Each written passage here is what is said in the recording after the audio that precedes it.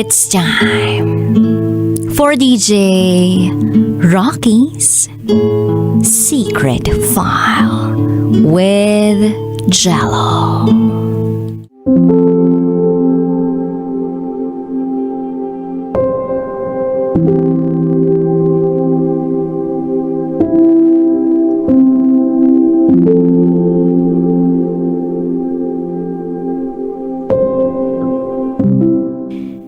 Yung perang ibinibigay ko sa boyfriend ko ay ibinabayad niya pala sa lalaki for sex.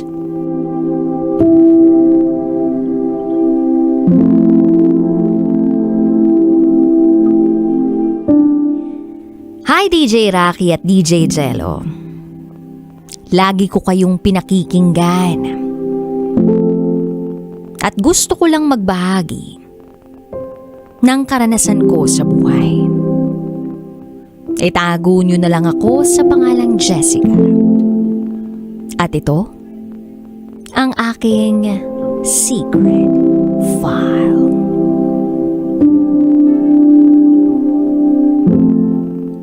Noong 2019, nagsimulang magulo ang buhay ko.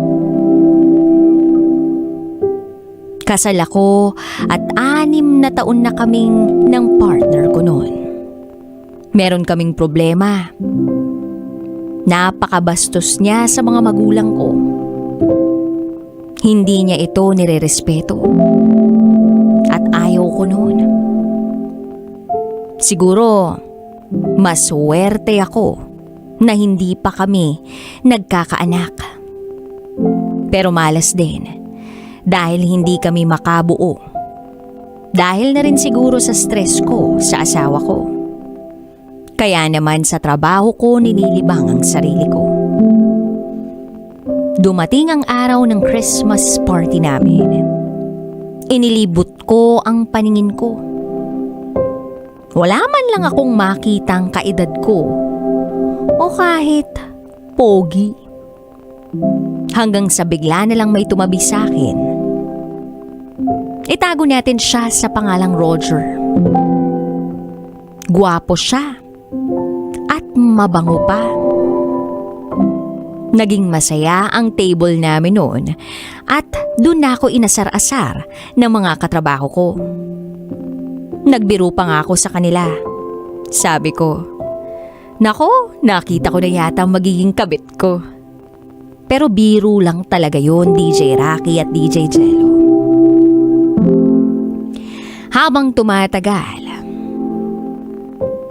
nagkakalabuan na kami ng asawa ko. Nalulong siya sa sugal at naubos niya ang lahat ng savings namin. Naging dahilan yon para tuldukan na talaga ang relasyon namin. Bukod pa ron, meron siyang ibang babae. Nilet go ko ang asawa ko at nag-focus sa trabaho ko. Si Roger, ipinartner sa akin sa trabaho. Siya pala ang magiging assistant ko. Naging palagay ang loob ko sa kanya. Nagkamabutihan kami. Marami nga sa mga kaibigan at katrabaho ko ang nagsasabi sa akin, "Okay na yung mga biru-biruan lang pero wag ka na dyan. Uy, tigil-tigilan mo ang pagsama dyan ha." At paulit-ulit ko silang tinatanong, bakit? Pero walang makapagsabi sa akin ang totoo. Hanggang sa nanaig ang curiosity ko at ako na mismo ang tumuklas kung ano ang meron kay Roger. Kaso nagkamali ako sa pagiging curious ko. Minahal ko siya. Doon nagsimula na akong lumubog. Lumubog sa utang. Hindi ko na nabantayan ang sarili ko. Halos ang ginagawa ko na lang ay kumayod ng kumayod para mabigyan lang siya ng pera. Dahil nakita ko ang buhay niya. DJ Rocky at DJ Jello. Wala nang magulang si Roger. Patay na pareho. Mag-isa na lang siya sa buhay. May mga kapatid siya pero may kanya-kanya na silang buhay. Sabi pa nga sa akin ni Roger, kung hindi ako kikilos, hindi ako makakakain. Tapos nalaman kong pinalayas siya sa tinutuluyan niya. Ako ang naging katuwang niya sa lahat. Ako ang sumalo sa kanya. Kumuha kami ng inuupahang bahay. Ako ang nagpresentang magbayad ng rent. May internet pa. At sa totoo lang, pakiramdam ko, parang nagiging sugar mommy niya ako. Hanggang sa lumipas pa ang mga araw, napagtanto ko na nakaubos na ako ng 150,000 pesos para kay Roger. Isang gabi, nag-inom siya sa amin. Naiwan niya ang cellphone niya. Dito ko na nakita ang katotohanan. Lahat ng mga nakasave sa gallery niya ay puro larawan ng lalaki. Sa 2 taon naming magkasama, never kaming naghalikan o nag-sex.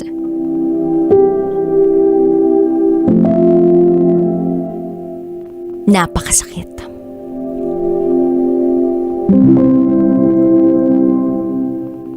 Sa pagkakataong yun, nakikipaghiwalay na ako sa kanya.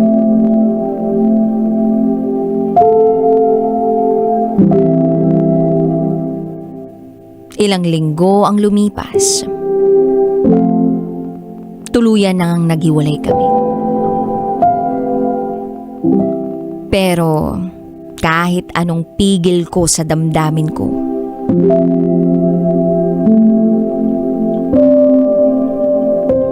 siya pa rin ang isinisigaw nito. Mahal ko pa rin siya. At handa akong bigyan siya ng isa pang pagkakataon.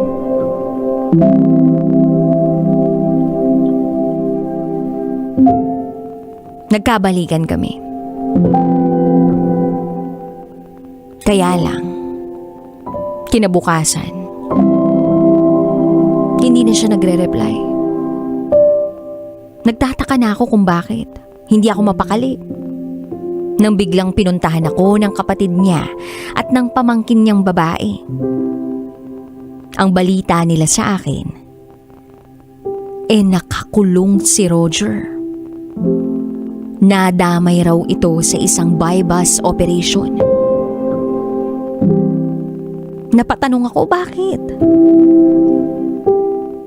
Nagmamadali akong pumunta sa kulungan para makita siya.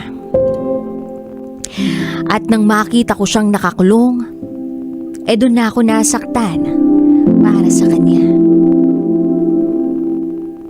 Lumipas ang mga araw at na-assign ako sa ibang lugar dahil sa trabaho.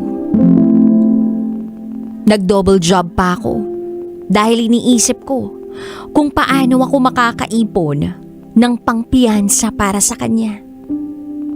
Nagdasal ako. 2 araw hindi ako makatulog. Sabi ko, Lord, bigyan mo ako ng senyales kung dapat ko pa bang tulungan ang taong ito. Then pag uwi ko, nag-message ang pamangkin niya. At sinabi na i-retrieve namin ang Facebook account ni Roger para ma-deactivate ito. Ako ang nag-login. At nang mabuksan ko na, DJ Rocky at DJ Jello, napasabi na lang ako ng "Oh my God."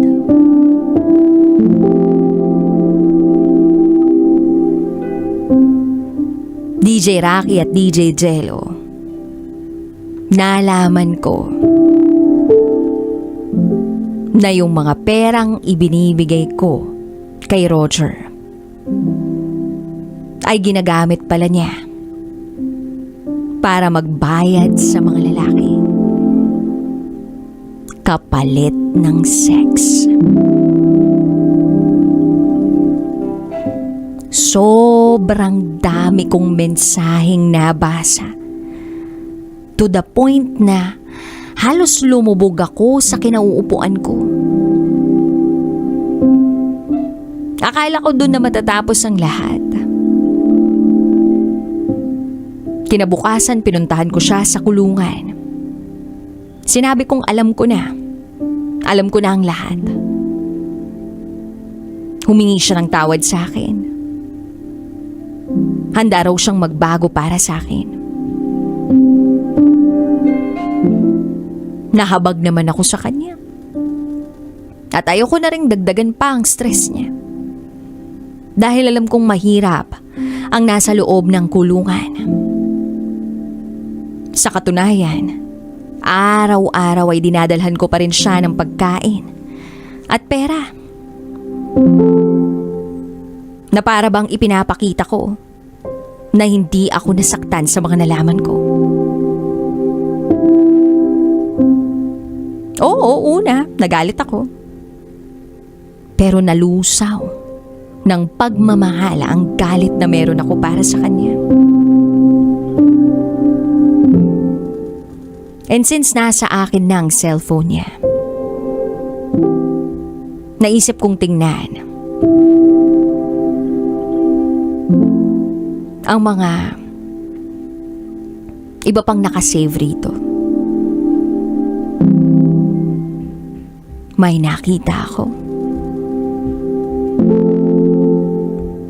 Nasa hidden folder. Mga video.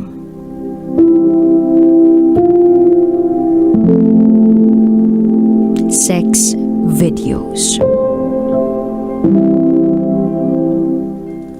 Sa ilang taong relasyon namin,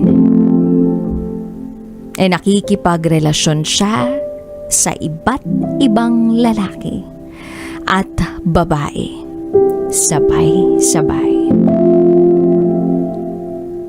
May mga video pa na sa mismong bahay namin, sa mismong bahay na inuupahan namin nakuha.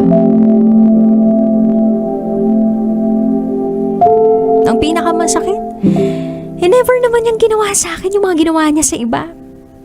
Naiintindihan ko naman na silayas siya. Tanggap ko naman kung ano siya. Pero hindi ko akalain na kaya niyang gawin yun sa iba habang pinapaniwala niya ako na matino at seryoso siyang lalaki. Sa totoo lang, DJ Rocky at DJ Jello, akala ko siya na yung makakasama ko sa buhay. Kasi lahat ibinibigay ko naman sa kanya. At ipinaparamdam niya sa akin na kung wala ako, wala siya. Na sa akin siya umaasa. At sa pagkakataong ito, parang hindi ko na kayang tuparin ang pagtulong sa kanya. Kasi wala naman akong ginawang mali, kundi maging mabuting tao at girlfriend sa kanya. Lahat na ibigay ko ni. At sa dulo, ako pa rin ang nasaktan. Sabi pa niya sa akin, "Baby, sama ako sa iyo sa paglabas ko, ha? Magsisimula tayo ulit."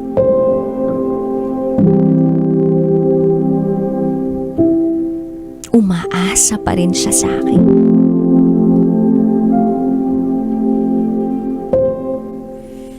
Sa ngayon, pakiramdam ko wala ako sa tamang pag-iisip para magdesisyon. Ang naiisip ko lang ay kung worth it pa ba ang pagpupuyat ko, ang pagpapagod ko, ang pagmamahal ko para sa isang taong napakaraming kasalanan na sa akin. Hindi ko siya kayang pabayaan sa loob ng kulungan. Naroroon pa rin ang awa.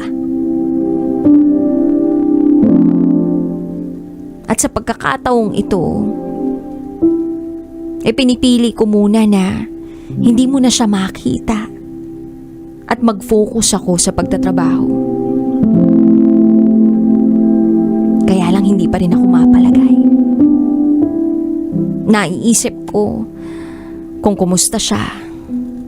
Ano na kayang lagay niya doon? Nakakain ba siya? Nakakatulog ba siya? Mga ganon. Ewan ko, mababaliw na yata ako, DJ Rocky at DJ Jello. Salamat na lang dahil sa paraang ito, kahit papano ay gumagaan ang loob ko. Hanggang dito na lang po muna. Muli, ako si Jessica. At ito, ang aking secret file. Dear kumikinang na tambalang Nicole Ayala at Diego Bandido. Itago nyo na lang po ako sa pangalang Neo. Matagal na po akong tagapakinig pero hindi sumasagi sa isip ko na isang araw susulat din pala ako sa inyo. Gusto ko po kasing ibahagi ang isang simpleng pangyayaring nag-iwan ng mabigat na aral sa akin. Baka po sakaling kapulutan ng aral ng mga tagapakinig ninyo. Ganito po kasi, ilang araw bago ang sweldo, bigla akong nakatanggap ng notification mula sa isang payment app. May pumasok na 1,000 sa account ko. Napaisip ako kung kanino nang galing. Wala naman akong inaasahan. Wala din naman akong hinihintay na padala. Yung pagtataka ko napalitan ng tuwa. Sino ba naman ang hindi? Magandang biyaya yon, lalo na at petsa de peligro. Hindi nagtagal may pumasok na mensahe. Halatang natataranta at nag-aalala ang nagpadala. Nagkamali raw siya ng send kaya pakibalik ko daw yung pera. Kailangan daw yun nung padadalhan niya. Ilang beses kong binasa yung mensahe. Actually, ramdam ko din yung pakiusap. Dama ko yung urgency sa likod ng bawat salita. Pero sa kabila noon, hindi ako nagpatinag. Pinili kong ipagpaliban. Pinili kong wag pansinin muna. Para bang kinumbinsi ko yung sarili ko na okay lang naman siguro at maliit na halaga lang naman. Hanggang sa tuluyan ko nang inangkin ang perang hindi naman talaga para sa akin. Lumipas sa mga araw at nakalimutan ko na ang pangyayaring yun. O baka mas tamang sabihing pinili kong kalimutan. Pagdating ng sweldo, nagpadala ako ng monthly allowance sa nanay ko sa probinsya. Pagod ako noon at antok na antok. At dahil kada kinsenas ko namang ginagawa, naging muscle memory na. Hindi na po ako nag-check. Napindot ko na ang send nang mapagtanto ko na ibang numero ang napadalhan ko. Ibang pangalan ang lumabas pagkatapos kong magpadala. Bumilis ang tibok ng puso ko. Parang may malamig na tubig na ibinuhos sa akin. Agad akong nag-message, nakiusap, nagpaliwanag, umasang mababasa, mauunawaan at maibabalik ang 5K. Pero wala. Walang sagot. At ilang sandali pa, tuluyan na akong blinak. Doon ko naramdaman ang bigat ng pakiramdam na wala kang magawa. Yung pakiramdam na umaasa ka sa kabutihan ng iba pero hindi mo nakukuha. Bigla ko tuloy naalala yung 1,000 at yung taong nagkamali din tulad ko. Doon ko naunawaan na hindi swerte ang pagtanggap ng bagay na hindi para sa'yo. Minsan, sinusubok ka lang. Sinusukat kung anong klaseng tao ka kapag may pagkakataon kang pumili, lalo na kapag walang nakakakita. Masakit isipin na nawalan ako ng 5,000. Pero mas masakit isipin na minsan, ako din na naging dahilan ng ganong sakit para sa iba. Kaya, binalikan ko yung una. Hinagilap ko ang mensahe. In-unblock ko ang number at walang pag-aalinlangan, ibinalik ko ang 1K na hindi naman talaga sa akin. Pinili kong itama kahit papaano ang pagkakamali ko. Kaya kong kitain yun. Pero yung konsensya, kapag pinabayaan kong masanay sa mali, unti-unting babaguhin ang pagkatao ko. Hindi dahilan ng kakapusan para hindi maging tapat. Lahat tayo ay nagkakamali pero hindi lahat pinipiling itama yon. Sana sa susunod na may dumating na sitwasyon na tulad nito sa atin, piliin natin na maging tama.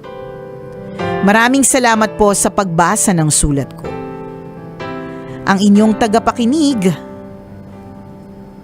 Neo.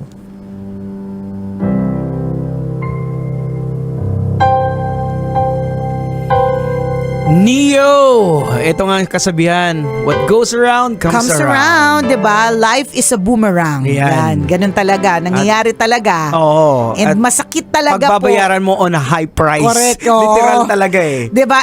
At ganun din on a positive note, ganun din naman pagdating sa kabutihan. 'Di ba? Ang balik sa iyo is also 1,000-fold, 'di ba? Ganun naman din 'yon. So, kung pipili ka ng babalik sa iyo ng 1,000-fold, anong pipiliin mo? Yung mali o yung tama? Anong Yan. pipiliin mo? Yung itim o yung liwanag? Correct. O, 'di ba? Alin ang Oo. pipiliin mo? Choose your battle. Ayan. Choose your fighter. Oh, tsaka hindi lang ito hindi lang ito kay Neo kasi pati yung nanay niya nadamay na nag-i-expect ng pera. Correct. So ito yung consequence ng mali, ng kasalanan, madadama yung buong pamilya. Tama. Sabi nga hanggang 4th generation eh. Yan. Pero pag i-bless ka naman pag gumagawa ka ng tama, 1,000-folds naman, Oo, diba? nabe-bless din naman yung yung susunod na mga henerasyon. Correct, oo. Kaya nga minsan iniisip namin ni Diego, sa dami po ng mga pinagdaanan namin, ano po kaya yung ginawa ng mga ninuno namin? Ano kaya mga pinagagawa ng mga ninuno namin? Ayan. At may mga ganito kami mga matitinding pagsubok. Alam mo, ang maganda dito is that natuto tayo. Correct. Yun na lang naman talaga yun. Nabuksan yung isipan natin Correct. na yung mga generations na in the future na mula sa atin, diba? may iiwas na sila sa mga... Hopefully, kung nga naitatama na natin yung mga ibang mga Ayan. kamalian, diba? Hindi naman natin masasabing talagang kaya nating itama ang lahat kasi hindi naman tayo perfecto kasi hindi tayo Diyos. Pero at least alam natin na kung ano man yung mga ginagawa natin at kinikilos natin ay meron pong epekto Tama. sa mga taong nasa paligid po Correct. natin, diba? And good lang kay Neo kasi binalikan niya pa eh. Correct ka. Oo. Kumbaga, trinay niya pang itama. Oo. Ganun talaga in life, mga kabisyo. May mga tinatawag na tuition fee. At yung Ayan, tuition you have to fee, learn on a correct. hard way. Totoo. At narinig natin ng mga True. saying dati. yung ganyan talaga ang tuition fee. Consider it as ano tawag doon, yung learning. Oo. May presyo talaga ang pagkakatuto natin. Ganyan. Ganun talaga yun pag nasa UE ka. University of Experience. Correct, diba? At yun naman yung pinakamaganda doon kapag ka nakagraduate ka. Actually, feeling ko wala pa nakakagraduate sa UE eh. Oo. Kasi lifelong naman po yung Tuloy-tuloy pa rin experience, diba? Ang nangyayari lang, tumatalino lang Ayan, tayo masteral. Correct ka, tumatalino, nag-masteral, pumi-PhD, pero wala talagang tunay na nag-graduate kasi habang buhay tayo, nasa University of Experience po tayo. Tama. Ganun lang talaga. At least lang next time, 'di ba? Alam na natin na mali. Tsaka kung halimbawa tayo po ay nagdasal na Lord, sana po ibigyan niyo po ako ng pera kasi kailangan. Tapos may nakita ka po tipo na wallet na alam mong yung wallet na yan naiwan nung kaalis lang na ali. Huwag mong isipin na yung wallet ay yung sagot sa dasal. May sungay pang nag-iwan. Correct! 'Di ba? At ayaw natin na kukunin mo 'yon, 'di ba? Kasi ibig sabihin, ikaw na yung magtutuloy ng sungay. Ano na lang yung simpleng gawain na lang dati na feeling mo tuso ka, wise ka, na halimbawa, nagkamali ng sukli. Ayan. Yung sobrang sukli. Tuwan-tuwa ka pa eh. Pero yun pala may kapalit pala siya na may kapalit talaga siya na consequence. Meron eh. Dati tuwan-tuwa ka pa. Ay, naisahan Correct. ko. Meron eh. Meron talagang ganyan. Meron siyang, alam mo, natatandaan ko bigla ko lang naalala. Ang pinaka first na memory ko sa karma o kaya sa ganyan na what goes around comes around was nung bata ako na hindi ko makakalimutan kasi umihingi sa akin ako yung panganay, 'di ba? Yung nakababatang kapatid ko ng chippy, kumakain ako ng chippy. Chippy baka naman. Favorite namin yung red, Diana. So, umingi siya sa akin, di ko talaga binigay. Tapos tinago ko talaga, pinagkatago-tago ko sa cabinet, ganyan. Inakyat ko nang hindi niya maabot kasi mas matangkad ako sa kanya, ganyan. Yung next day na nakita ko yung chippy, ang dami na pong kagat ng daga. Ang ending, Si Mabait yung... correct, si Mabait ang nakinabang. Ang ending yung nakinabang yung daga, hindi ko napakinabangan. Tapos hindi pa natapos doon. Nagtuloy-tuloy pa. Bukod sa hindi ko na nakain yung chippy, natandaan ko that day yung yung ninang ko bumisita sa bahay namin, nagbigay ng 500 sa akin. So yung 500 pesos nilagay ko sa likod ng shorts ko. Tapos hindi ko napansin, hindi ko siya naalala, nilagay ko sa likod ng shorts na hindi sa bulsa ha. Yung inipit ko Yung lang, sa bata garter ka eh. lang. Sa garter Bata lang. ka eh. Parang hindi ko alam kung gagawin ko dito. Wala ka pa namang wallet talaga pag bata ka, 'di ba? So nilagay ko doon, iniisip ko kung saan ko ilalagay or baka bibili kong candy, parang gano'n. Nag-CR ako. Paghubad ko ng shorts, hindi ko naalala na nandun yung 500. Tapos, yung pag-flash ko, hindi na ako tumingin. Parang diretso flash. Ayun. Andun na siya. Nung pagtayo ko, nakita ko, sabi ni Ninoy, bye! Paalam! Mabuti man lang kung nandun siya sa yung wala na eh. Nandun na siya sa dulo. Paalam. Huling paalam. Si Ninoy naging Rizal. Huling paalam. Tapos yun yung parang first lesson ko sa na kapag ka madamot ka, may mga parang yun yung naalala kong sa utak ko nung bata ako eh. I don't remember how old I was, but I was very, very young. Grade school, elementary. Na yun nga, na pag madamot ka, pag hindi ka marunong mag-share, may mga hindi magagandang bagay na posibleng mangyari sa'yo. So, naintindihan na namin, kaya ganyan ngayon yung Nicole Yala. Sobrang dahil maaga siya nag-enroll sa University of Experience. Isipin mo, ang tinatanggap lang sa University of Experience ay mga college students. Ako, grade 3. Pumasok na. Ang aga. Advance, alam mo na. Ganon. Pero Kaya yun yung first lesson ko na, okay, so pag nagdamot ka pala, hindi pala to maganda. Parang yun yung tandang-tanda ko talaga nun. So tumatak yun sa'yo. Tumatak yun sa akin. Kaya si Nicole nabubudol. Correct. Kabibigay. Ang problema ko naman po ngayon, yun naman po yung patuloy kong inaaral sa University of Experience. Masteral na. Kabibigay, 'di ba? Minsan napupunta sa nasa scam na. Ay, ganun po talaga, natututo. Yan. In life we always learn, mga Ayan. kabisyo. Basta ang pinaka-importante sa lahat, we always lay down our rights. Correct. Diba? Kagagaling lang natin sa Holy Week. Yun naman yung pinaka-message ng cross ni Jesus Tama. Christ. Di ba? So, mas unahin yung iba bago yung sarili mo. Totoo. Try natin kasi hindi naman madali talagang gawin mahirap, yun. mahirap siya. Mahirap kasi naturally selfish tayo. Correct, oo. Iisipin talaga natin yung sarili natin. Sarili muna natin. Sarili bago ang iba, 'di ba? Pero lalo pa sa panahon ng krisis, mga kabisyo, iisipin din talaga Ay, lalo natin yung ngayon. iba. Kaya hindi rin para kunyari may mga nagsungit sa'yo tapos papatulan mo. Wag na. Oo. Kasi hindi mo alam ang dahilan kung ba't siya masungit ngayon. Tama. Ay. Hindi, actually, alam mo yung dahilan kung ba't siya masungit ngayon. Kakapagas niya pa lang.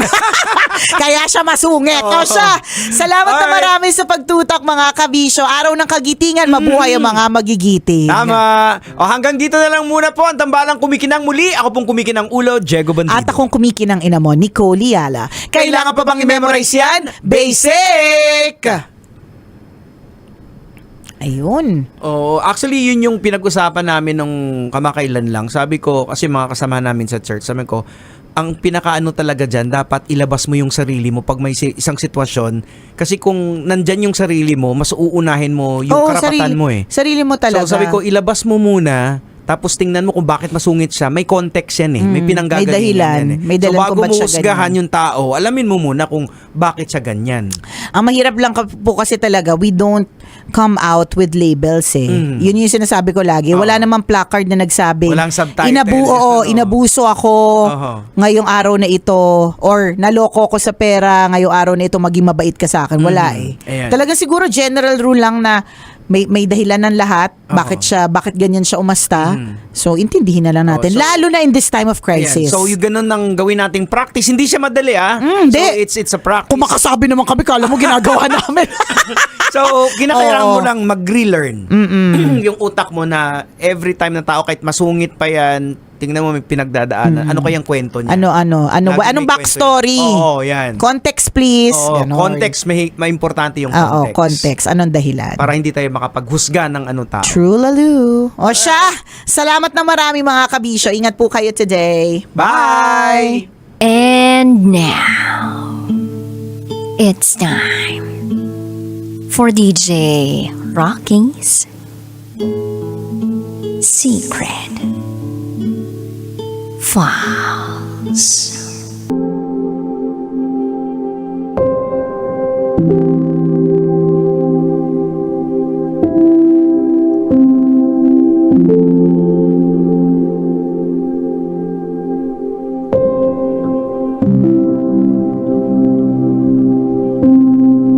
Hanggang ngayon, ang alam nila ay virgin pa ako.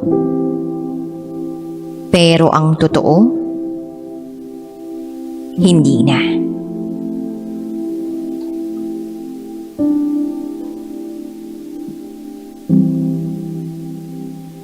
Hi DJ Rocky. Itago mo na lang ako sa pangalang Keng.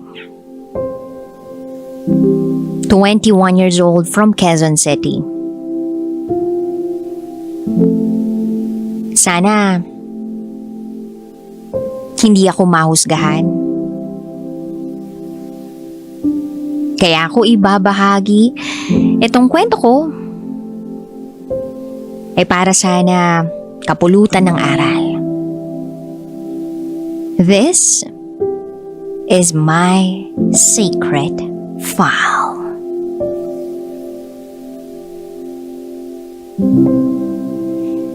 "17 years old ako nang may makilala akong lalaki na itago na lang natin sa pangalang John. Nang makilala ko siya, 19 years old na siya.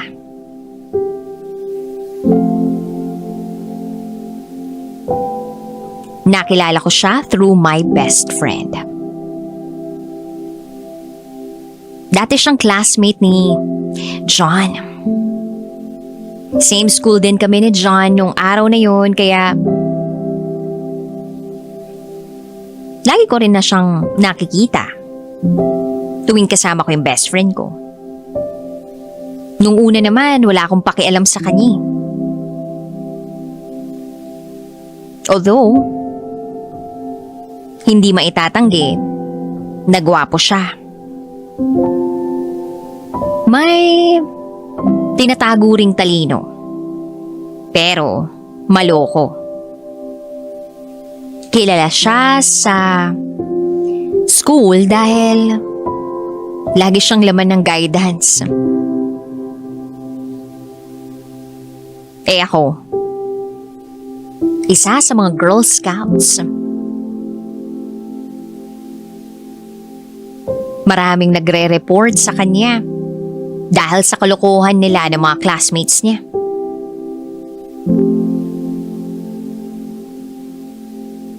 Pero hindi yung dahilan para hindi sila maging closed ng best friend ko. Itong si John, laging kasama ng best friend ko tuwing break time namin. Ultimo pagkain inihingi. Then araw-araw na kaming nagkikita. May time na nagkakasalubong kami ni John sa school kapag duty ako sa principal's office. Madalas ko silang sitahin dahil ang ingay nila na akala mo mga sigang tambay sa kanto. Nakuha pa ni John ang inis ko nung mga panahong yun. Dahil pati ako, hindi rin nakaiwas sa pang-aasar niya.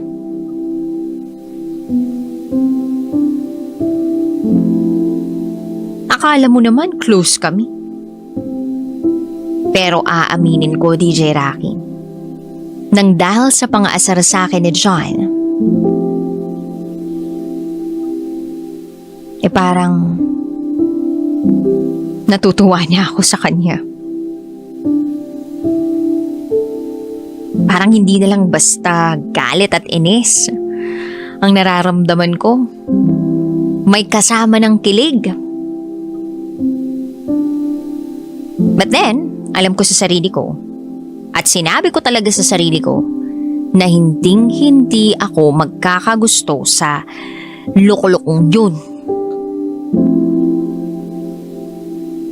Time went by, unti-unting napapansin ng best friend ko na nagiging close na kami ni John.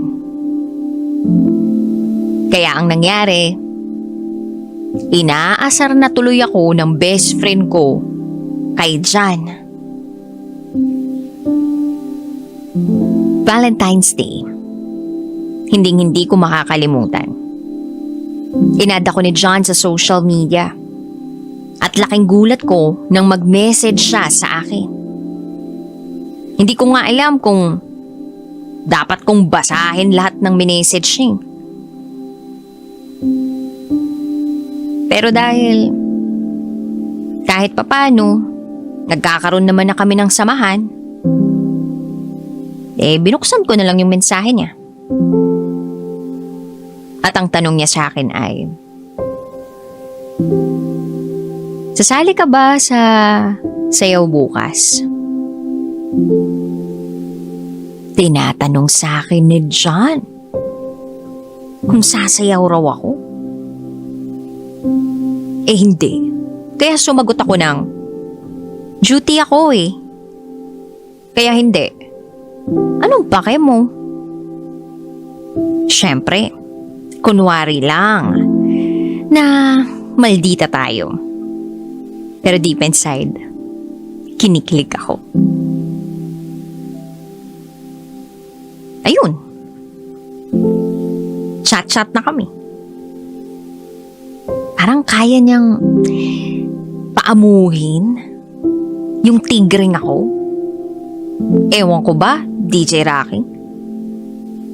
Then, Feb 16. Birthday ng best friend ko. Siyempre, invited ako at invited din si John. Nag-chat sa akin yung best friend ko. Uy, dapat maganda ka mamaya kasi ikaw yung best girl ko sa party. Nag-reply naman ako ng, syempre naman tol. Pero kabado ako, DJ Rocky. 6 PM ang start ng party ng BFF ko. Kaya bago mag 6 PM nag-makeup na ako at nagsuot na ako ng dress. Tiningnan ko yung itsura ko sa harap ng salamin. At masasabi ko na isa na yun sa pinakamatino at pinakamaganda kong itsura sa buong life existence ko. So eto na nga. Dumating na ako sa venue.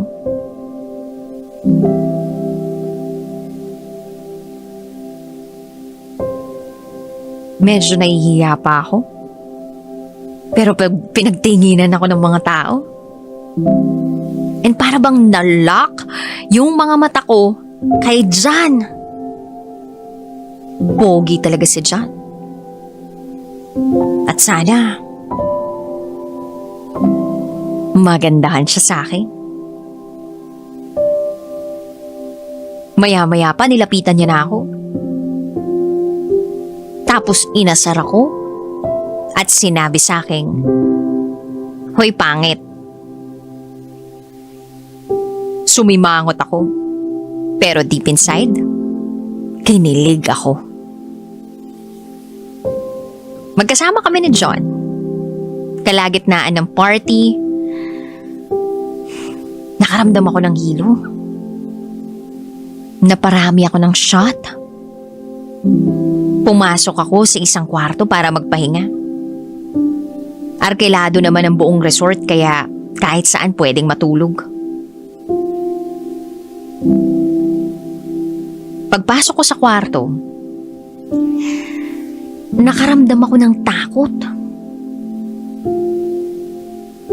Pero mas nangingibabaw yung pagkahilo ko. Kaya nag-cellphone ako doon sa loob ng kwarto kahit nahihilo ako. Nagsi-cellphone lang ako na nagsi-cellphone. Iniisip ko na baka makatulog din ako. Maya-maya pa, nakita ko na may message si John kaya inopen ko. Bigla na lang akong nagising sa pagkakahilo ko nung mabasa ko ang chat niya. Tinatanong niya ako kung nasaan daw ako. Gusto raw niya akong makausap. Nag-reply ako. Sinabi ko kung ano yung room number ko. Maya-maya pa nakarinig na ako ng katok. Bumukas na ang pinto. 1 a.m. na yon. Nagkwentuhan muna kami.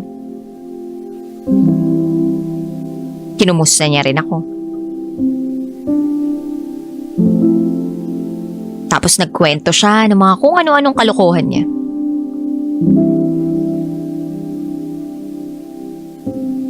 Ipipikit ko na sana yung mga mata ko, DJ Rocky. Pero, bigla na lang niyang sinabi sa akin ng, "Pwede pa kiss?" Natawa ako sa tinanong niya sa akin. Sumagot ako ng, "Tarantado ka no?" Tapos sabi ko sa kanya, "Sige na, umalis ka na at matutulog na ako."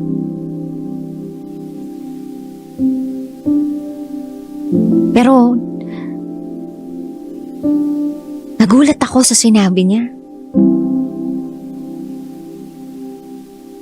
At ang sabi niya ay, "Sige na, isa lang."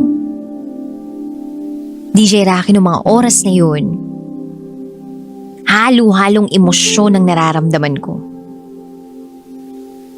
Siyempre kasama pa dun yung matinding pagkahilo ko dahil sa naparami ako ng inom. Pumayag ako. Nahumalik siya sa labi ko. Pero, akala ko hanggang dun lang yun. Meron pala akong magagawa na hindi ko akalaing magagawa ko. And besides, hindi naman ako handa. Wala eh.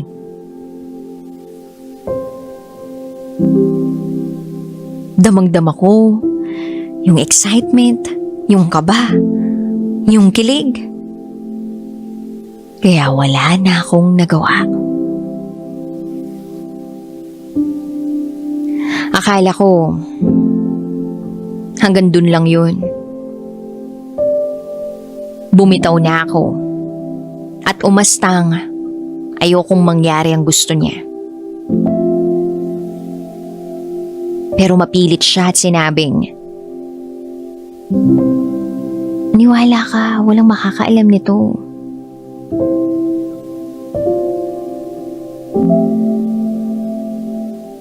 At dahil matagal-tagal na kaming magkaibigan, At nakuha naman niya yung tiwala ko. Sumagot ako ng sige. Unti-unti niyang hinawakan ang kamay ko. Then naklakbay na ang mga kamay niya sa mga hita ko.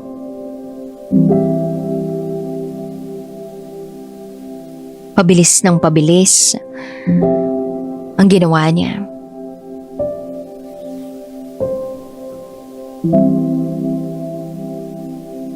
And after mangyari ng bagay na yon,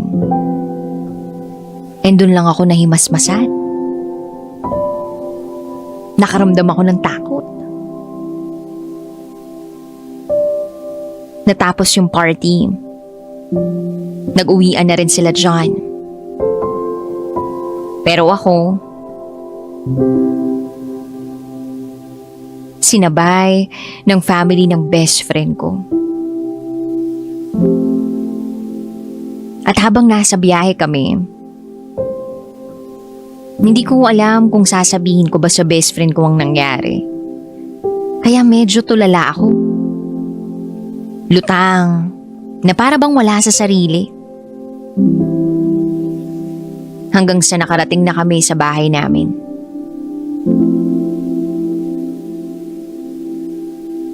Nagdaan ang araw. Wala kaming chat ni John sa isa't isa. Naisip ko na baka nahihiya din siya tulad ko. Then the following day, nag-message si John. Bumati siya ng good morning. Tinanong niya ako kung kumusta ako.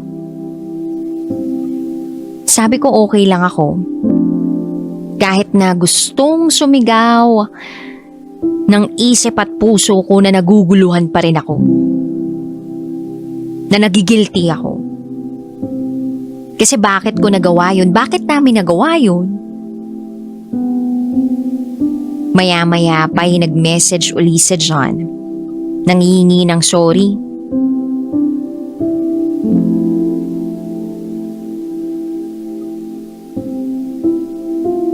Pero nagulat ako.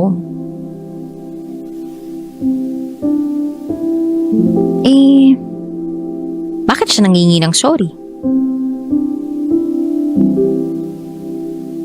Wala man lang siyang sinabing explanation dun sa sorry niya? Wala man lang siyang nabanggit na nagawa niya?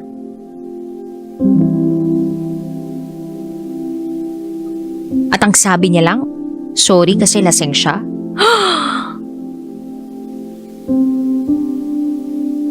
Yun yung kadalasang naririnig ng mga babae. Kapag merong lalaking gumalaw sa kanila. Kaya dumagdag sa isipin ko kung ginusto rin kaya ni John ang nangyari sa amin o baka dahil lasing lang din siya. Mabaliw-baliw ako kay iisip. Kaya nag-reply ako kay John at sabi ko, okay lang, sana sa atin na lang yun nangyari. Medyo matagal na bago niya nakita yung message ko. Then dumating ang Lunes. Makikita ko uli si John. Kinalma ko ang sarili ko.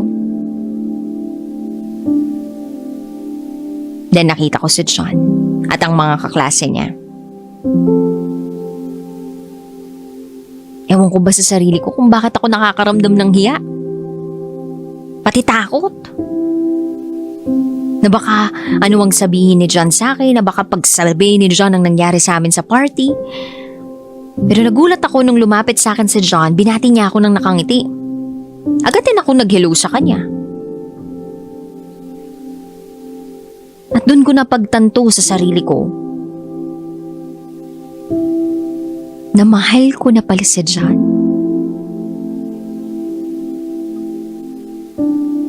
Mahal ko na siya. Bago ako matulog, may message si John Nag-good night siya sa akin. Niyayaya niya ako lumabas. Lumabas kaming dalawa. Tumalon-talon ako sa kilig nung gabing yun. Friday nung lumabas kami. Ang paalam ko sa parents ko ay sa best friend ko lang ako pupunta. Pero ang totoo, lalabas kami ni John. Friday night, nag-rides kami. Dinala niya ako sa kung saan-saan. Para kaming magjowa. Lambingan, kwentuhan, tabing natulog. Chinek-in niya ako, DJ Rocky. Hanggang sa pangalawang pagkakataon, may nangyari. Fast forward to October 23. Naging kami ni John both sides. Alam, legal ang relasyon namin. Maalaga si John bilang boyfriend. Bukod sa mahaba ang kanyang pasensya, mabuti rin siyang anak sa mga magulang niya. 1 year. 1 year ang itinakbo ng relasyon namin. Dumating yung time na unti-unti kong nararamdamang nag-iiba siya.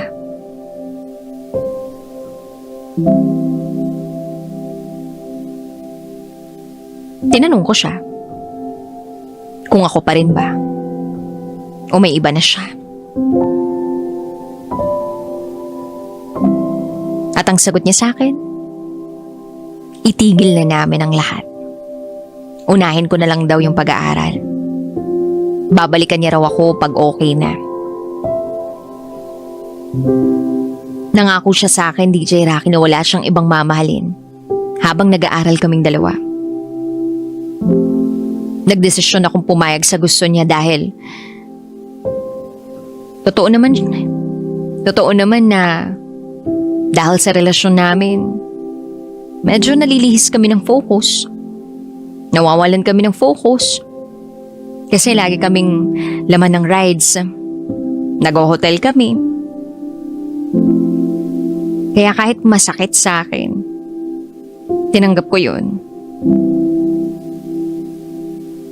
Up until now, close kami ni John. At ako pa rin ang girlfriend niya. Or should I say, acting girlfriend niya. Sa ngayon, ang alam ng mga taong nakapaligid sa amin ay virgin pa ako. Na puro pag-aaral lang ang inaatupag ko. Pero ang totoo, hindi na.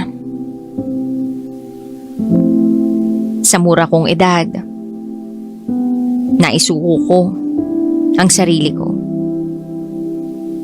sa taong mahal ko.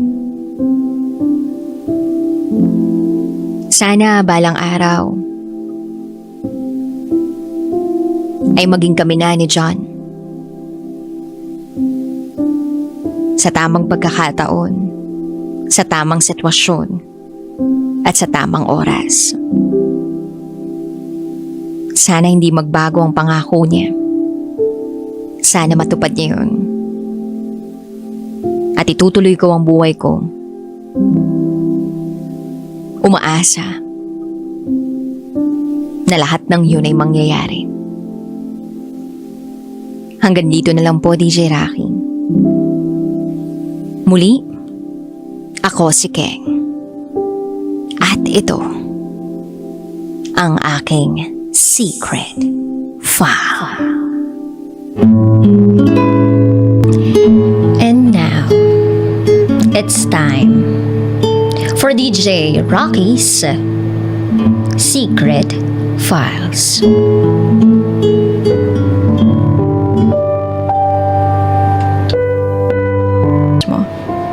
Instead of inspiring them, a part of the hesitation, I decided to share it to unload things. Kasi ang bigat-bigat na ng nararamdaman ko. My failures, my mistakes, my wrong decisions. Na kahit I'm the cream of the crop at excellent naman ako sa academic fields, feeling ko I am in row 4 when it comes to decision making. Hinohaunt ako ng wrong moves ko. And they are like holding me back not to decide anymore. As a result, dumating na lang ako sa point na bahala na. Been there, done that. Galing na ako dyan. Kinaya ko dati, kaya ko uli yan. Pero nakakapagod pala, no? Nakakapagod din pala mabuhay na maghihintay na lang ng kapalaran na darating sa'yo.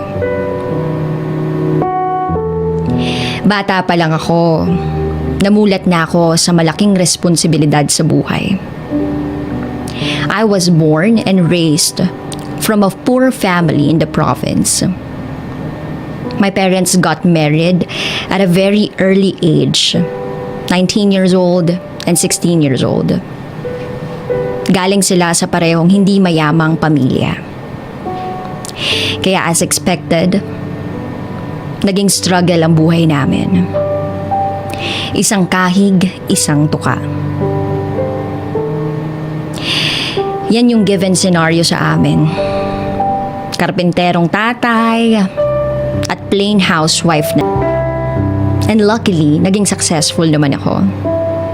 I graduated in college and now working in a private company in Makati. At first, I wanted to pattern my life, especially my love story, to what I have grown up with my parents. Gusto ko ring makahanap ng katulad ni tatay. Masipag, mapagmahal, at responsable sa buhay. I'm focused with my goal, and that is to give my family a good life. Kumakain naman kami ng 3 beses sa isang araw. But this time, gusto ko kumakain kami ng masasarap na pagkain araw-araw. Pangarap ng nanay ko yun, yung mabuhay na parang mayaman. Nakakatuwa lang sa pakiramdam if you can make your parents proud. Ganon din yung siblings mo. Naging idolo ako ng mga pinsan ko. A strong woman. A woman of good dreams. Hindi naman total success, but yes, I have made my family proud. Alam niyo yung everything seems falling into place way back then. Mahirap mabuhay mag-isa sa Manila. Pero I strive for more kasi nakita ko kung gaano sila kasaya. And since hindi naman ako lumaki sa luho, pinagkasya ko ang sarili ko sa salitang sapat lang. Tipid dito, tipid doon. Para makapagpadala sa kanila. I push myself to the limits na halos wala nang matira sa akin. Umaasa na lang ako sa tapat ng boarding house namin. Si June. Si June ay isang technician. Naghahanap daw ng textmate. Kaso sabi ko wala naman akong cellphone eh. Sabi niya okay lang daw. Makitext na lang daw ako sa ka-roommate ko kapag may gusto raw akong sabihin sa kanya. So, iniwan niya yung number niya sa akin. Pero hindi naman ako agad naging interesado sa kanya. Pero mukhang desidido si June. Naging madalas ang dalaw niya sa boarding house. At nalaman ko, isa siyang Batanggenyo, napadpad sa Maynila dahil sa trabaho niya. Panganay sa unang asawa ng tatay niya. Parehas kaming panganay. Naisip ko agad ang sinasabi ng mga matatanda na hindi pwedeng magkatuluyan yung parehas na panganay. But then I realized, hindi naman ako nagpunta ng Maynila para magpaligaw. Nandito ako para magtrabaho at kumita para sa pamilya ko. Yun yung thinking ko nun. Pero naging desidido si June. Namalayan ko na lang, araw-araw ko na rin pala siyang dinadalaw. Tapos yung sumunod, sinusundo na niya ako sa trabaho. Nag-start na rin siyang manlibre ng pagkain. Tapos, naisip ko, ang galante naman niya. Tapos may itsura naman siya. Madalas nagde-text ako sa kanya gamit yung cellphone ng roommate ko. Until one day, ipinahiram niya sa akin yung lumang cellphone niya. Para daw lagi kaming magka-text. At aaminin ko, nalilibang ako sa kanya. Naging constant caller ko siya sa opisina. Ang trabaho. Paalis na dapat ako ng boarding house nang mag-volunteer si June na siya daw muna ang magbabayad ng 1 buwan sa boarding house ko para daw makahanap ako ng bagong trabaho sa Makati. Wala na akong choice nung time na yon. I grabbed the offer kasi ayokong umuwi sa amin na bigo at lalong ayokong mabigo ang pamilya ko. Sa laki ng expectation nila sa akin, hindi ko kakayaning makitang nasasaktan sila. Kaya pumayag ako sa sabi ni June. Babayaran ko na lang siya kapag may bagong trabaho na ako. Sabi niya, wag ko daw yung alalahanin. At ginagawa naman daw niya yun kasi mahal niya ako. Aaminin ko, mahal ko na rin siya noon. Siya kasi yung kauna-unahang lalaking naglakas ng loob na manligaw sa akin. Medyo boyish kasi ako, kaya ilag yung mga lalaki sa amin. Kalauna naman, nakahanap na din ako ng trabaho. Pero hindi pa rin nagpabayad si June. At katulad sa dating trabaho ko, halos ubusin ko lahat para sa pamilya ko. Lagi kong iniisip yun. In fairness, nandiyan naman si June na lagi kong karamay dito. And then officially, naging boyfriend ko na siya. At naging maganda naman yung unang taon namin. And BSB ako, kaya siya yung first boyfriend ko. So I thought, during that time, he is the best boyfriend ever. Lalo ako naging inspired sa buhay. After all, virginity is not a big deal. Kasi pinanindigan naman ako eh. At pinanindigan ko naman. Until sex became a habit. And even serve as stress reliever for me. Noong una parang ang perfect. Parang ang saya. Kahit niloloko ko yung mga magulang ko. Ayos lang, masaya naman ako eh. At may benepisyo naman din sila. Naging top secret sa both families namin ang pagle-live-in namin ni June. Habang nagtatago ako ng sikreto, lalong lumalaki ang expectations, demands ng mga magulang ko. But I know, I can do it. Basta nandyan si June. Naging supportive naman siya sa akin nung una. Until eventually, pinag-aawayan na namin ng pera. Naging issue na sa kanya yung patuloy na pagtulong ko sa mga magulang ko. Hanggang sa paunti-unti, nagbago si June. Meron na rin siyang mga sikreto na hindi ko alam. Lagi na siyang walang natitirang sweldo. Lagi na siyang late umuwi.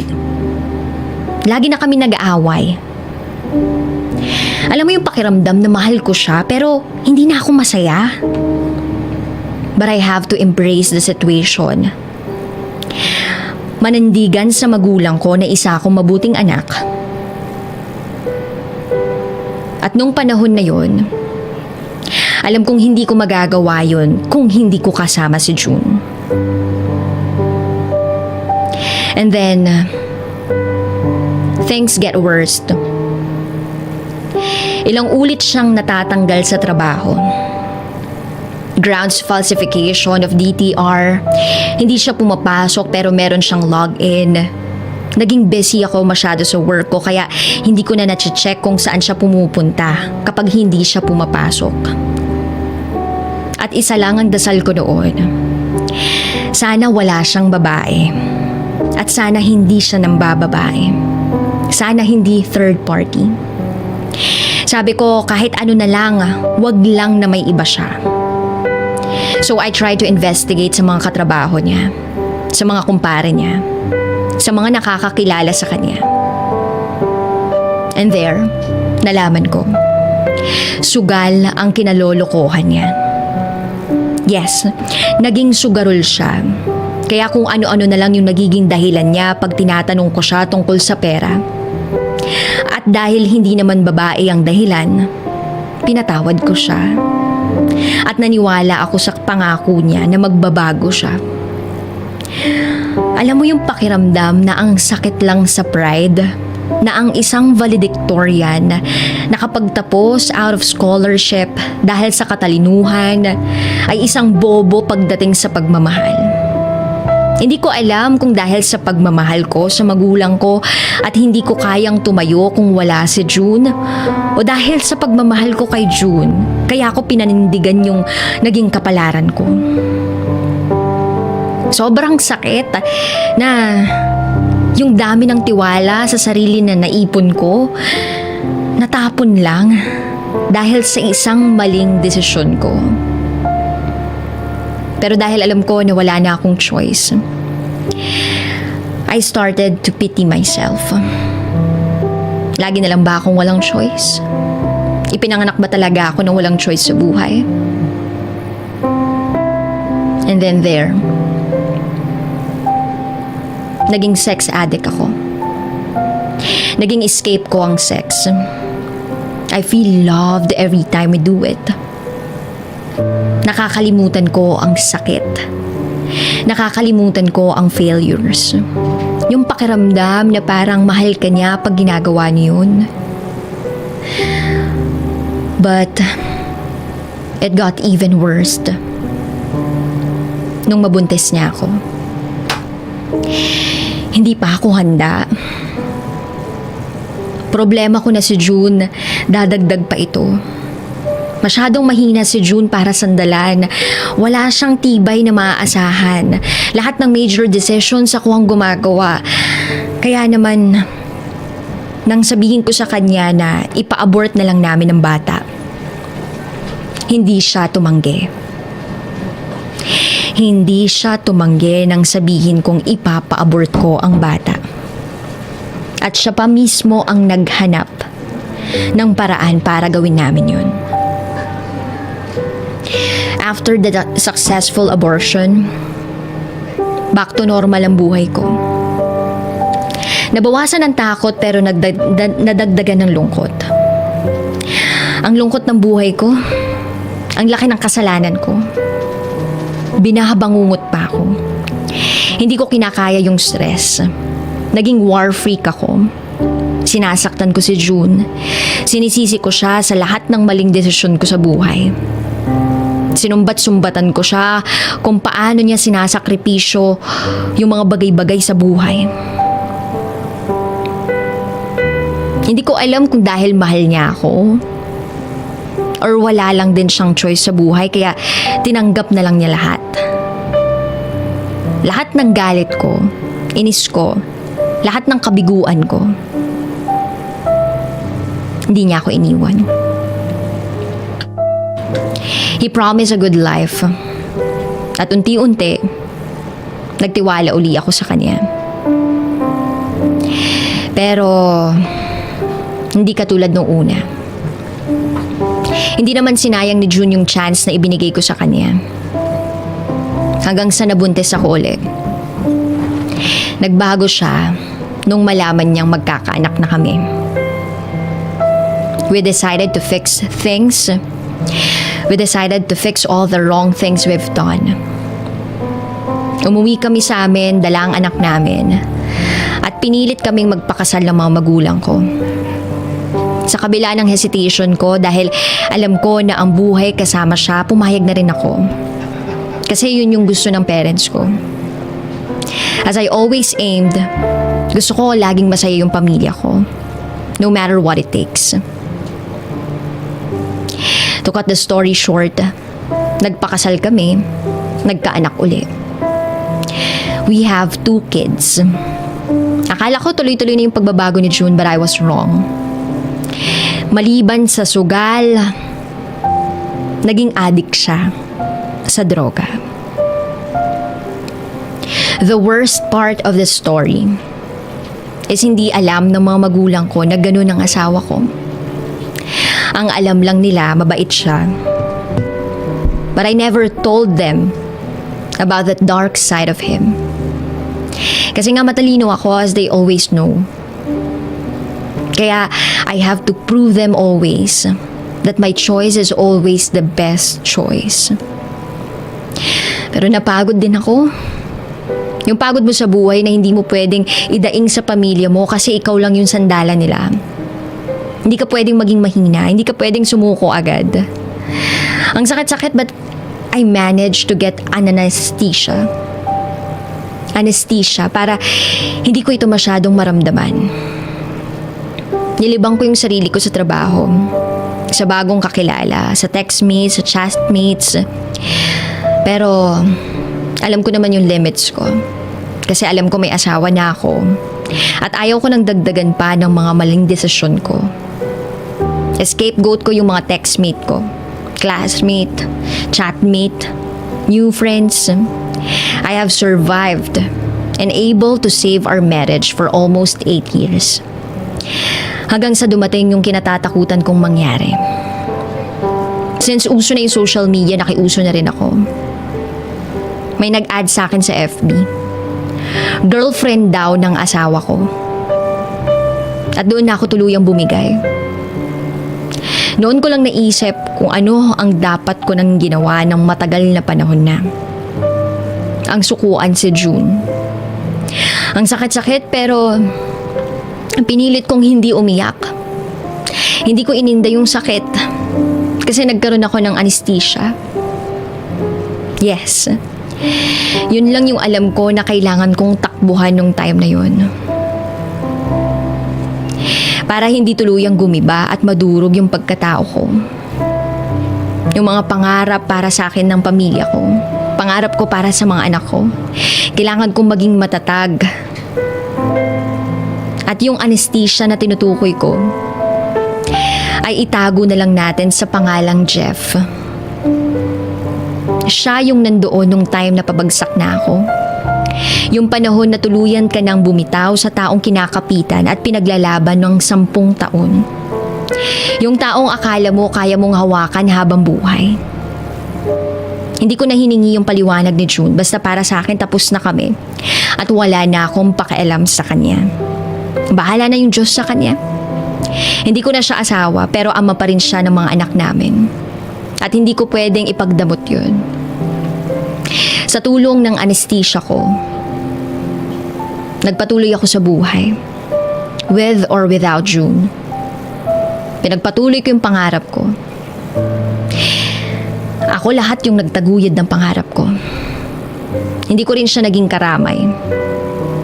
Nandun lang si June noon pero parang pakiramdam ko hindi naman niya talaga ako natulungan. Masabi lang na asawa ko siya at part siya ng happy family na basehan ng magandang buhay ng aking pamilya. Happy family pero ako malungkot. Nanindigan ka na, nagtsaga, nagtiis. Pero ikaw pa yung kawawa. So, I have to pretend again na hindi ako affected sa hiwalayan namin ni June. I have to show my parents na I am strong enough to handle the situation. Na masaya ako, na okay lang ako, na kaya ko to. But of course, durog na ako sa sakit. And gladly, nandyan si Jeff, ang anesthesia ko. Siya yung anchor ko, my knight in shining armor. So, I sustained myself sa pagmamahal na ibinibigay niya sa akin. I am so desperate to pick up the pieces of myself with him. Kahit na alam kong may asawa na siya at may 3 anak. Complicated din yung status nila. But the hell I care. Kailangan ko siya. Kung hindi siya dumating, baka tuluyan na akong nalunod sa sakit at kabiguan. Jeff made me believe that there are people who are meant to be married. But somehow, They are really not meant to be. And they're meant to be with someone else. Alam ko na yung mga pagkakamali ko na desisyon will never be corrected. But I don't care anymore. Basta alam ko kailangan ko si Jeff. Akin si Jeff. Asal bata, finders keepers. Pero ayoko nang sisihin pa ang sarili ko. Alam ko mahal niya ako at somehow mahal ko rin siya. Tutol yung parents ko sa relationship namin since fanatic nga sila ng happy family. Strange pero siguro dahil ako na lang yung sinasandala ng mga magulang ko, natanggap din nila. Hindi ako sure kung 100% pero at least nakakauwi na ako sa probinsya namin kasama si Jeff. Medyo nahirapan din akong ilapit si Jeff sa mga anak ko kasi malalaki na sila. 13 years old and 10 years old. At dahil sa lola sila lumaki, hindi pa nila naiintindihan ng lubos yung ginawa ng papa nila. Kaya nahirapan ako. Pero sabi ni Jeff, we'll take it easy. Ako man ay nahirapan. Pero gaya nga ng sabi ko kanina, it doesn't matter. Basta kailangan ko si Jeff. Akin si Jeff. Jeff made me feel loved. Birthday, Valentine's Day, anniversary, he never missed a single day. Kay Jeff lang ako nakatanggap ng isang magarbong bouquet of flowers nung Valentine's Day. Chocolates. But he made me feel loved. He made me so happy. At nakalimutan ko lahat ng pait ng nakaraan ko. Slight lang yung naging problema namin ni Jeff sa ex-wife niya at sa mga anak namin. And it seems everything is falling into right place. Naging masaya naman yung pagsasama namin. And then, nag 40 years old ako. Si Jeff naman 36. In 5 years of living with Jeff, I continued building my dreams again. Nagpa-renovate ko ng bahay namin. Naging madiskarte si Jeff sa buhay. Malayong malayo dun sa personalidad ng ex-husband ko. Kaya madali rin siyang nagustuhan ng nanay ko. Madami kasi siyang alam gawin sa buhay. And I don't regret losing friends who doesn't understand the relationship that I have with Jeff. Nanindigan ako sa desisyon ko that if you are a true friend, you will understand my decision. Yung mga ibang kaibigan ko naging supportive sa amin. Pero yung iba naman, tutol sa relasyon namin. Yes, naging kabit po ako. Wala akong pinagkaiba sa babaeng sumira ng pagsasama namin ng ex-husband ko. But one thing that I am sure of, hindi ko inagaw si Jeff sa pamilya niya. I may seem justifying my mistake, but who are you guys to blame me? Tao lang ako. The thought that I have made the right decision makes me feel comfortable na pwede kaming magkaroon ng happy family. But again, I was wrong. Sa pagdaan ng mga araw na kasama ko si Jeff, I started to feel abnormality sa kanya. Little things, small things na hindi ko nabibigyan ng atensyon. Masyado ako naging masaya at hindi ko na malayan. Malala na pala yung sitwasyon namin. I started to notice changes. Initially sa mga sinabi ng katrabaho niya. And then sa sweldo niya. And eventually, nagbebenta na siya ng mga gamit namin. I've been in denial nung una kasi baka hinala lang. And then, iniisip ko, hindi naman kayang gawin sa akin ni Jeff yun. Mahal niya ako. And that love got me blinded. Nagising na lang ako isang araw. Tama ang hinala ko. Jeff has been addicted to drugs. He's a drug addict. Ang sakit-sakit. Kasi nang iwan ako ng isang adik, para rin pala sa isang adik din. I should have listened sa mga warning shots nung ex-wife niya. Dati yung asawa ko nakulong kasi nahuli daw siya sa hotspot sa Pasay. But I never saw the actual. And this time, kitang-kita ko yung mga foils, lighters, and other paraphernalias. Live na live via satellite. Caught in the act. Ang masakit pa, wala siyang explanation. Wala siyang sinasabing dahilan kung bakit siya gumagamit. And then, there, I have to embrace another wrong decision. Another mistake. Pinatawad ko siya pero napapagod na ako. Hindi ko na kayang magtiwala. As a result, bawat galaw niya, akala ko niloloko na niya ako. Hindi man siya nang bababae pero maliwanag na niloloko pa rin niya ako.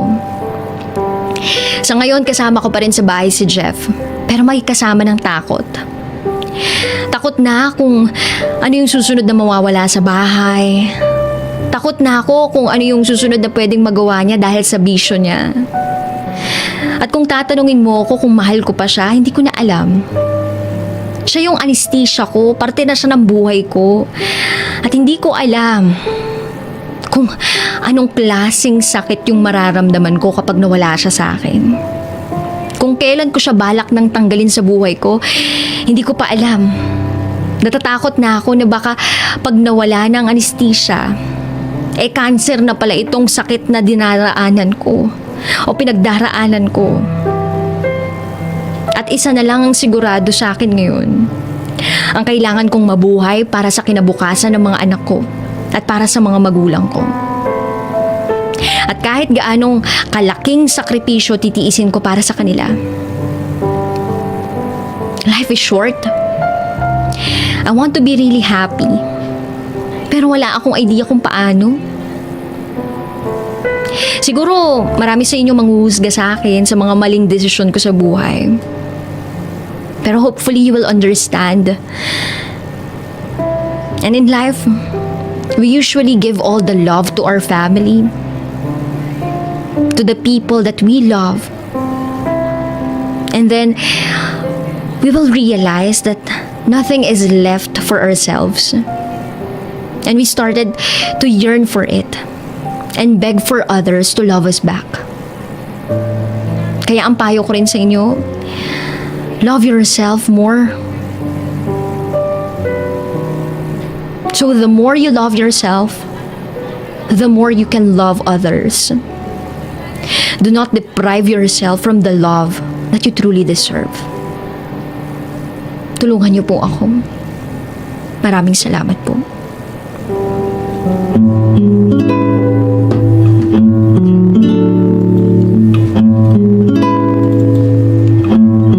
Itago niyo na lang ako sa pangalang Belle.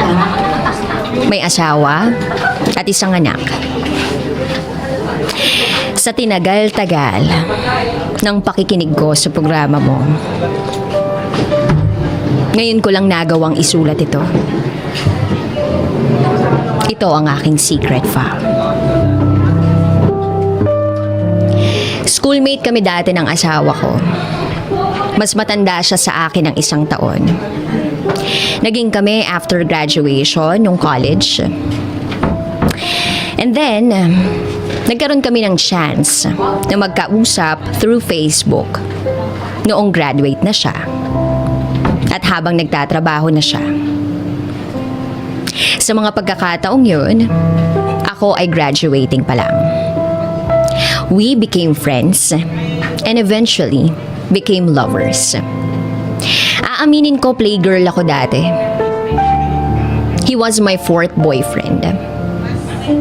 At halos lahat na naging ex ko, masasabi kong fling lang yun. And then eto na nga, nakapangasawa na ako. At siya yun. I knew he was the one. I love him too deeply, to the extent na nag-decide kami na mag-live-in na.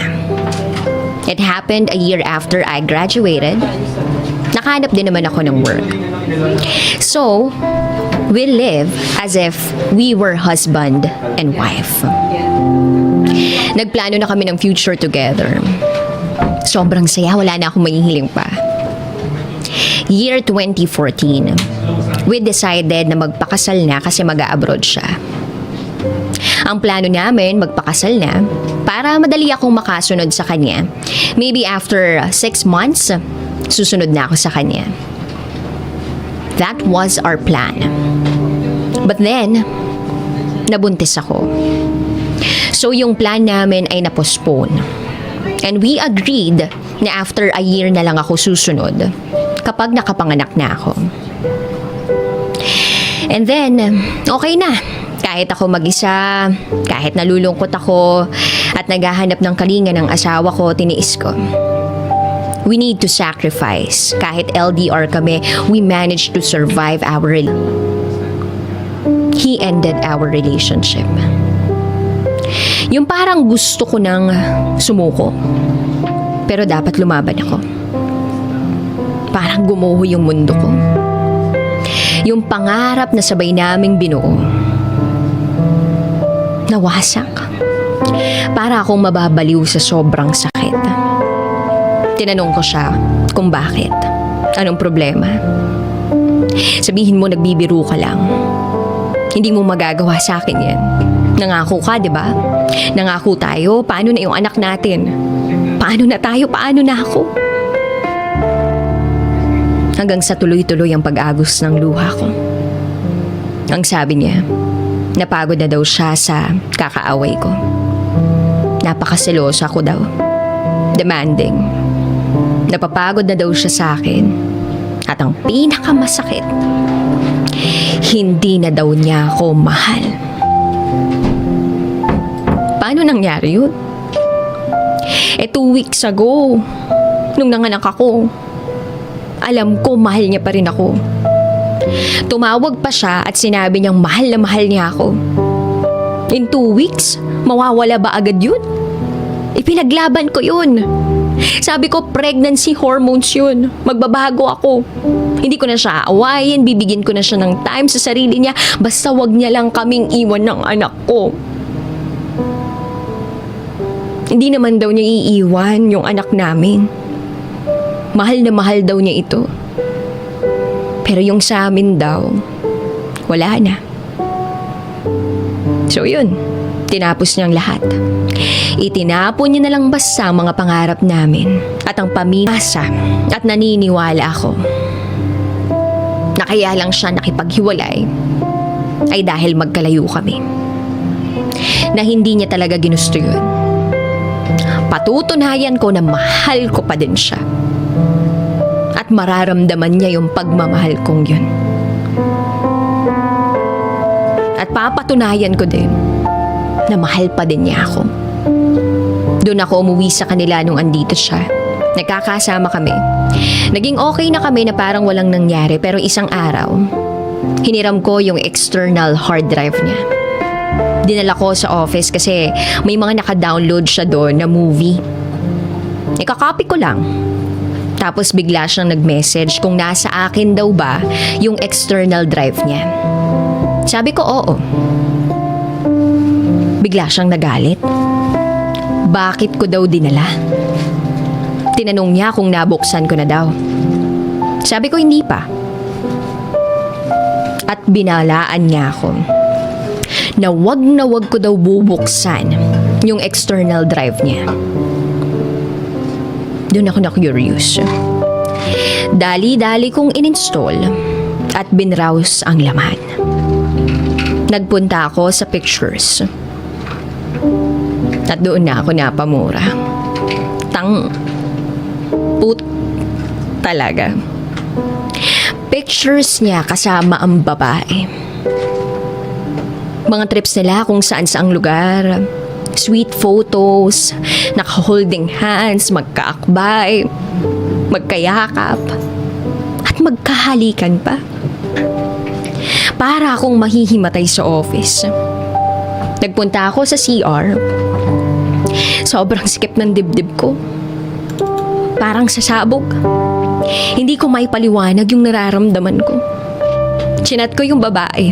Itago natin sa pangalang Karen. Alam ko yung Facebook niya kasi pinaghinalaan ko na siya dati.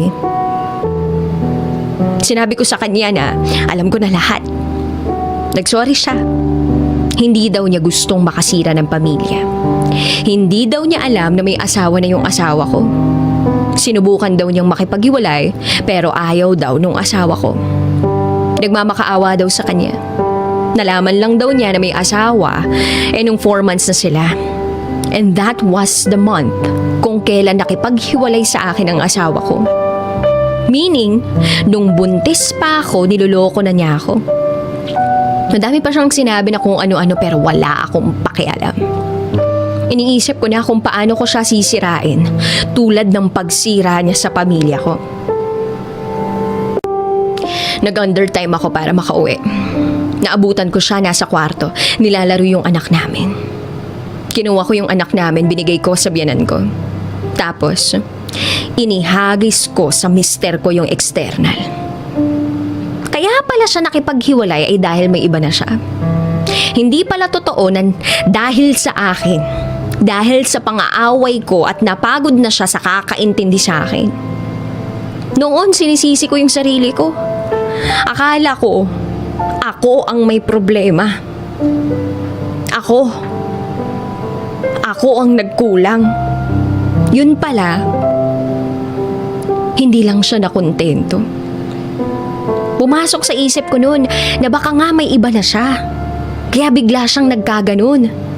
Pero sa tuwing naiisip ko yun, kinokontra ng puso ko. Kasi paano mangyayari yun?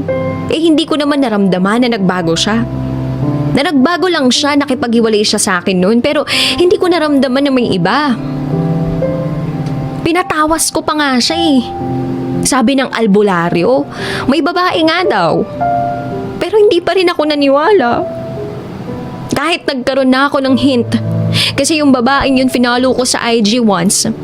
Tapos sinanong ko sa asawa ko. Hindi daw niya kilala yun. Kaya sabi ko imposible. Pero eto nasa harap ko na ang ebidensya. Sobrang galit na galit ako. Sobra yung iyak ko. Nang nakakaiyak pa, pinapili ko siya. Pag umalis siya at pinili niya yung babaeng yun, hindi na niya makikita yung anak namin. And you know what he did? Dali-dali siyang nag-empake ng mga gamit sa maleta niya at handa nang umalis. Kung hindi lang pinigilan ng mother niya at sinabing pag-usapan muna, dire-diretso siya. Natulala ako nun. Ganon niya kamahal yung babaeng yun at handa niyang iwan yung anak niya. Sobrang sakit. Kulang pa yata yung salitang sakit para ma-describe tong nararamdaman ko. Pero may masasakit pa pala nung sinabi niya ng harapan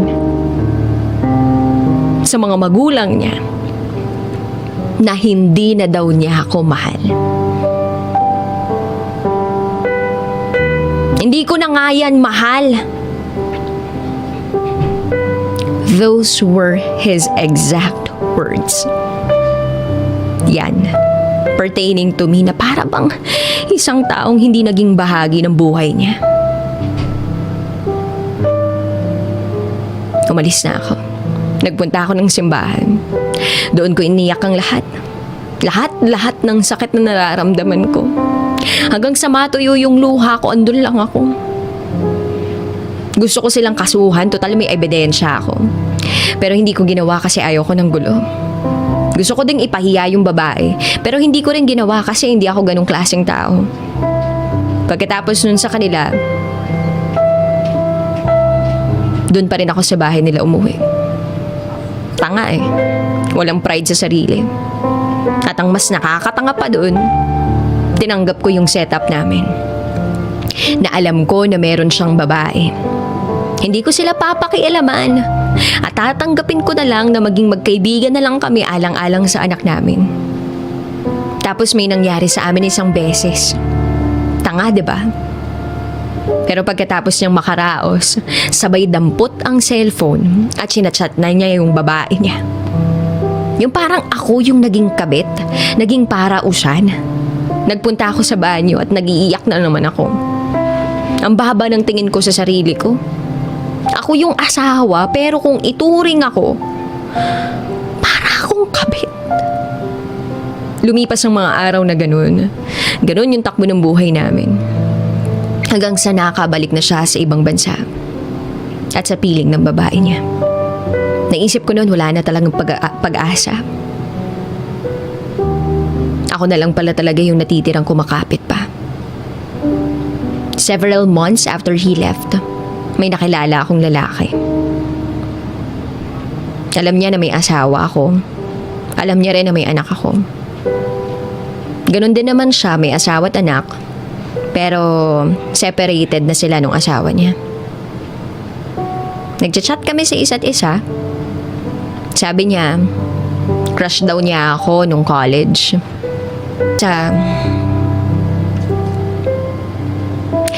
Biglang nag-chat ang asawa ko. Galit na galit. Maghahanap na nga lang daw ako ng lalaki, yung may asawa pa. Hindi na daw ako nahiya. Wala na daw papatol sa akin na binata kasi may anak na ako. Ang kapal daw ng mukha ko kasi imbes na yung anak namin yung inaasikaso ko, nakuha ko pa daw lumande. Napakadami niya pang sinabi na masasakit na salita na parang napakalaki ng kasalanan ko. Siya naman tong unang nagloko at nang iwan. Kaya wala siyang karapatang pagsalitaan ako ng kung ano-ano. Pero sa huli, naghiwalay pa rin kami ng boyfriend ko. Kasi cheater pala talaga siya. Actually, kaya lang naman din ako pumayag na maging kami dahil namimiss ko lang talaga yung pakiramdam na may nagmamahal. Tsaka meron kaming things in common. Lumipas ang mga buwan at uuwi na naman ng asawa ko. Year 2017. This time, hindi na ako marupok. Alam ko na hindi na kami magkakabalikan at tanggap ko na yun. We remained friends. Lumalabas kaming tatlo, siya pati ang anak namin, like a normal family. Sila pa din ng babae niyang si Karen. Ang usapan namin habang andito siya, nakafocus siya sa anak namin. Total, 1 buwan lang naman siya dito. Kaya lang, biglang umuwi yung babae niya sa Pilipinas. Kaya nahati yung atensyon niya sa anak ko at sa babae niya.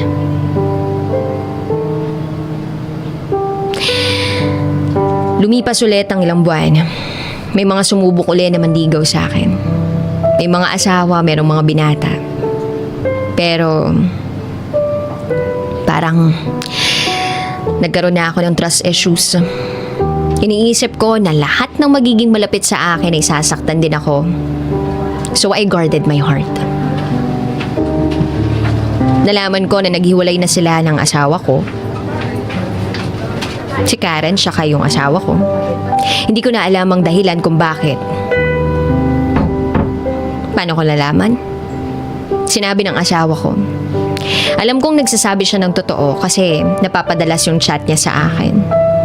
Tapos biglang hindi na naman kami magkakausap. Ang naiisip ko, baka may bagong babae na naman siya. At hindi nga ako nagkamali. Year 2018. Nakaschedule na uli yung uwi niya. Pero ilang weeks lang, para bang merong kakaiba. Hindi siya nagme-message sa family niya. Hindi rin siya tumatawag. Tapos biglang nag-chat siya sa akin at sinabing, let's process our annulment. Nakabuntis ako dito. Magkakaanak na ako dito. Napamura na naman ako. Akala ko wala na yung sakit. Akala ko after 3 years okay na ako. Kasi ang tagal na nun, diba? Pero ang sakit pa rin pala. Nakabuntis ng babae yung asawa ko sa ibang bansa. Nung nabasa ko yun, nanlamig ang buong katawan ko. Hindi ko na naman maipaliwanag yung nararamdaman ko. Biglang bumalik lahat-lahat ng sakit na parang kahapon lang nangyari. May mas isasakit pa pala yung pangluloko at pang-iwan niya sa akin dati. Magkakaanak na siya sa ibang babae at gusto niyang panagutan yun. Bagay na hindi niya nagawa sa akin. Nung umuwi na siya dito, nag-usap kami. Nagmakaawa siya na tulungan ko siyang i-process yung annulment. Siya daw ang gagastos. Humingi siya ng tawad for the very first time. Hindi ko narinig sa kanya yung pagpapatawad na yun. Sana daw tama yung naging desisyon niya. Ang nakakatawa lang itong babaeng nabuntis niya, let's call her Kelly. 2 months pa lang sila sa relasyon nila. Tapos nabuntis niya na. Sinubukan kong i-chat si Kelly. Tapos ang sabi nito sa akin, hindi daw nito alam na may asawa, yung mister ko. Nakakainis, hindi marunong mag-search at hindi inaalam yung background ng isang lalaki bago magpaloko, bumukaka. Wala daw siyang alam, biktima lang din daw siya ng asawa ko. Hanggang sa pinabayaan ko na lang. Pero pinalampas ko pa. Year 2019, akala ko tapos na yung pagdurusa ko. Akala ko wala nang masasakit pa sa naranasan ko dati. Pero nalaman namin bigla na yung asawa ko ay nakakulong sa ibang bansa. Ang kaso? Adultery. Grabe ang pasakit na naranasan ko. Nagmahal lang naman ako pero kailangan ko bang masaktan ng paulit-ulit? Kabayaran ba to sa lahat ng kasalanan ko noon? Parang sobra naman. Ang nangyari daw ay nakipagrelasyon siya doon sa may asawa kaya pinakulong siya nung asawa nung babae. At take note, ibang babae to doon sa nabuntis niya. Hiniwalayan na pala siya nung babaeng si Kelly. At ang ipinalit dito ay yung Dayan. Etong Dayan na to may asawa. At ayun, pinakulong silang dalawa. Hindi ko na alam. Halo-halo yung nararamdaman ko. Galit, sakit, awa. Alam ko karma niya to sa lahat ng ginawa niya. Gusto kong sabihin na he deserves it. Pero sa puso ko, alam ko na mahal ko pa siya. At ayoko siyang nahihirapan. 3 months. 3 months siyang makukulong. And then after that, deportation. Sa ngayon, nakauwi na siya ng bansa. At humihingi siya ng tawad sa akin. Humihingi rin siya ng chance para buuin ang nasira naming pamilya. Hindi ko alam ang gagawin at sasabihin ko. I don't think handa na ako after all the heartaches. Yung pagdurugsa ko that I endured for the past 4 years. Yung relationship ba namin deserves a second chance? Is he worthy of forgiveness? Tama nga ba na ayusin namin for the sake of our child? Oo, alam kong mahal ko pa siya.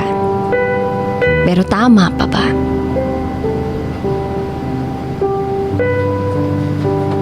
Ako si Belle at ito ang aking secret file.